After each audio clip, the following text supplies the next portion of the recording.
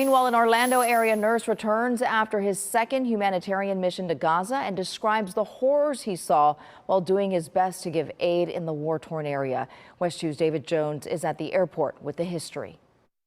ICU nurse Zahid Rahman just returned from his second mission in war-torn Gaza, which he described as being like an alternate reality. The local nurse was greeted by his wife and kids after being home for the first time since March. His community also showing support. Thank you for your service to humanity.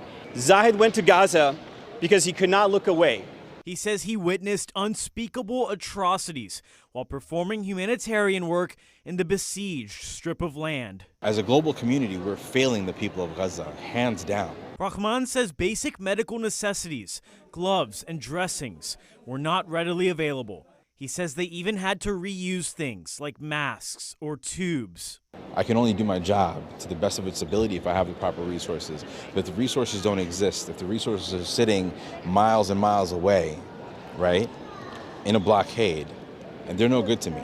The lack of food, he says, led to him witnessing kids from 2 to 8 years old so starved they could not lift their head off the hospital bed. I touched the hands of a cold infant who had not had a proper meal in days. I saw and witnessed a decapitated 2-year-old child.